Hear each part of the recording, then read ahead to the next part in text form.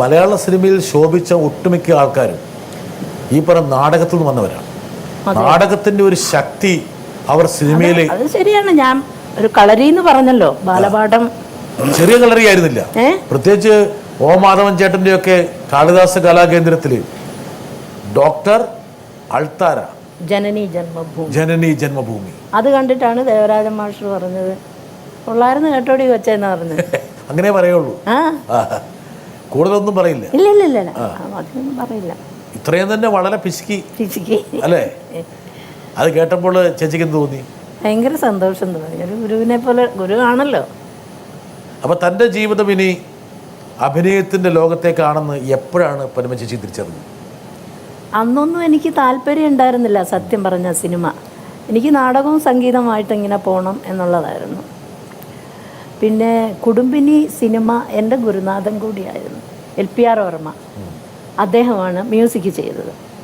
അപ്പോൾ ഇങ്ങനെ അച്ഛനെ വിളിപ്പിച്ച് പറഞ്ഞു, അവൾക്ക് നല്ലൊരു വേഷം വന്നിട്ടുണ്ട്, അത് കളയരുത്, നാടകം എന്നൊക്കെ പറഞ്ഞിട്ട് ആ കൊച്ചിനെ കൊണ്ട് അത് ചെയ്യിക്കണം, നല്ല വേഷമാണ്, ടൈറ്റിൽ റോളാണ് എന്നൊക്കെ പറഞ്ഞിട്ട് അങ്ങനെ മനസ്സോടെ പോയതാണ്. പക്ഷെ അതിനു മുമ്പ് ഞാനൊന്ന് മുഖം കാണിച്ചിട്ടുണ്ട്. ശ്രീരാമ പട്ടാഭിഷേകം. അത് മണ്ടോദരി ആയിട്ടല്ലേ? അതന്നെ, രാവണന്റെ ഭാര്യ. അത് ഈ തങ്കപ്പ മാസ്റ്ററെ വിളിച്ചിട്ട്, അന്ന് അങ്ങാര് ഞങ്ങളുടെ കാളിദാസ കലാകേന്ദ്രത്തിലുണ്ടായിരുന്നു, സിനിമയും ചെയ്യുന്നുണ്ടായിരുന്നു. അപ്പൊ സുബ്രഹ്മണ്യ മുതലാളി ചോദിച്ചു പോലും ഇങ്ങനെ, അപ്പോൾ അങ്ങനെ കാണാൻ കൊള്ളാവുന്ന കൊച്ചു പിള്ളേർ വല്ലവരും ഉണ്ടോ ഇങ്ങനെ ഒരു വേഷം ചെയ്യാൻ. അങ്ങനെ വെറുതെ പോയതാ, പുള്ളി കാണാൻ വിളിപ്പിച്ചതാ.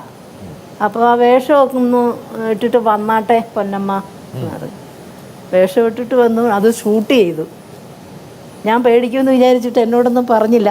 രാവണന്റെ സന്നിധിയിലേക്ക് ചെന്ന് ഇച്ചിരി അപ്പോൾ ഗ്ലിസറിനൊക്കെ അറിയാം, സ്റ്റേജിൽ ഇച്ചിരി ഗ്ലിസറിനൊക്കെ ഇട്ടിട്ട് ഇങ്ങോട്ട് നടന്നു വാ പൊന്നമ്മ എന്ന് പറഞ്ഞു. അങ്ങനെ നടന്നു വന്നാൽ അവർ ഷൂട്ട് ചെയ്തു. അങ്ങനെ മണ്ടോദരിയായി. സിനിമയിൽ അതൊരു വലിയ വേഷമൊന്നും ആയിരുന്നില്ല, ചെറിയ വേഷമായിരുന്നു.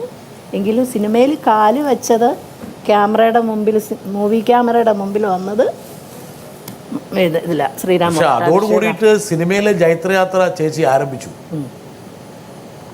കുടുംബിനി, ഭർത്താവ്, ഓടയിൽ നിന്ന്, പ്രേം നസീറിന്റെ നായികയായിരുന്നു. അല്ലല്ല, എന്താണ് ആ പടത്തിന്റെ പേര് മറന്നുപോയല്ലോ. അയ്യോ, ഒരു വിജയാനന്ദ് എന്ന് പറഞ്ഞ ഒരാൾ. കൺമണി. ഇത് ഇവിടുന്ന് കിട്ടിയത് കൺമണികൾ. ചേച്ചിയുടെ ഓർമ്മ പോയാലും എനിക്ക് ഓർമ്മ പോകില്ല കേട്ടാ. എനിക്ക് കുട്ടിക്കാലത്തെയൊക്കെ നല്ല ഓർമ്മയാണ്.